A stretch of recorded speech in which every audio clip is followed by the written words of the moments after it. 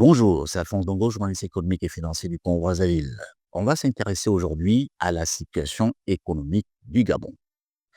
Ce n'est pas une situation assez reluisante ou alors qui serait dans une impasse. Non, la situation économique du Gabon est telle que on peut par exemple reconnaître que la dette du Gabon est aujourd'hui à plus de 70%, c'est-à-dire au-delà de la norme de convergence communautaire qui voudrait que la dette n'excède pas 70% du produit intérieur brut. Donc, dans la sous-région de la zone CEMAC, il faut donc désormais savoir que non seulement le Congo-Brazzaville, mais aussi le Gabon a une dette qui est au-delà de la norme de convergence. Et c'est pourquoi on s'intéresse évidemment à cette situation, parce que il faut le reconnaître, lorsqu'on fait le classement des économies de la sous-région, le Cameroun, lui, première puissance économique de la sous-région, mais le Gabon aussi. Et lorsqu'on voit comment l'économie du Congo est quelque peu en difficulté, il y a tout lieu de s'intéresser à la situation du Gabon.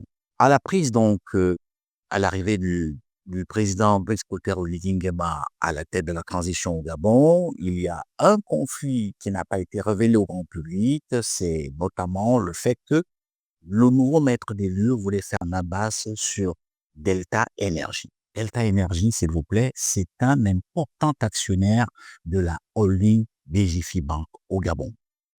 Et il y avait donc deux solutions. Soit il faut faire main basse sur cet important actionnaire qui, semble-t-il, aurait des grands actionnaires, notamment la famille Bongo, ou alors en contrepartie, il fallait servir à la holding BGFI Bank un audit. Alors, il y a eu les conseillers à Bulle, certainement les choses se sont mises en bon ordre, mais seulement on a constaté à la faveur, n'est-ce pas, de la proclamation de la récente équipe du gouvernement gabonais sous la Ve République, l'arrivée du puissant PDG de la holding BGFI Bank, Henri-Claude Ouyima. Henri-Claude Ouyima n'est pas n'importe qui, c'est un féru de la banque. Il y est resté pendant 40 ans, il faut le reconnaître, donc 40 ans à la tête de la BGFI Bank. Il connaît les arcanes, pratiquement tout, comment fonctionne cette banque, les actionnaires, il connaît tout ce qu'il y a comme transactions bancaires au niveau de cet important groupe bancaire qui, si je vous le rappelle, pèse quand même, s'il vous plaît, en termes de bénéfices nets, plus de 122 milliards de francs CFA. Alors, c'est quelque chose en ces temps de crise dans la sous-région d'Afrique centrale. Alors, le problème qui se pose aujourd'hui, c'est de savoir si M. Henri-Claude Ouyima, cumulativement avec ses fonctions de ministre d'État, ministre de l'économie, des finances, de la dette et des participations, va également donc continuer à présider aux destinées de la holding BGFI Bank. Si cela est vrai, selon les informations en notre possession, qu'il devrait donc cumuler les deux fonctions, il y a quand même un réel problème sur le plan normatif. Parce que le ministre des Finances du Gabon ne peut pas être à la fois régulateur de par son rôle de ministre des Finances et en même temps acteur du marché parce qu'il dirige une holding aussi importante que le groupe BGFI Bank. Normalement, nous attendons donc dans un coin de la rue, comme le disait le président Roosevelt à la suite de la crise de 1929, que les institutions sous-régionales jouent pleinement leur rôle.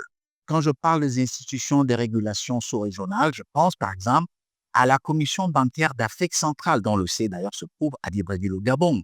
Est-ce qu'on va donc demander à M. Henri-Claude Ouyima de choisir entre rester à la tête de la holding BGFI Bank et le poste, le prestigieux poste de ministre d'État, ministre de l'économie, des finances, de la dette et des participations? C'est là où intervient donc évidemment la qualité de ressources humaines qui anime nos institutions. N'oubliez pas aussi que, comme c'est un important groupe, c'est une holding, comme je l'ai dit, le groupe BGFI Bank intervient aussi, n'est-ce pas, au niveau du marché boursier. Alors, ce qui fait que, à ce niveau, c'est aussi la COJUMAF qui joue le rôle de régulateur. Et la COJUMAF, d'ailleurs, le siège aussi se trouve à Libreville, au Gabon. Est-ce que dans ces conditions que je viens de décrire, Ces institutions vont appeler alors le puissant ministre des Finances du Gabon afin qu'il joue un seul rôle. À lui de savoir s'il veut rester à la tête de la holding BG-FIBAN ou alors garder le poste de ministre des Finances. Mais les deux sont incompatibles sur le plan normatif. Sinon, cela va créer un précédent et ça peut ouvrir une brèche, une espèce de fourre-tout où les gens pourraient éventuellement s'engouffrer et tant pis pour les dégâts. Alphonse Dongo, journaliste économique et financier du Congo-Brazzaville.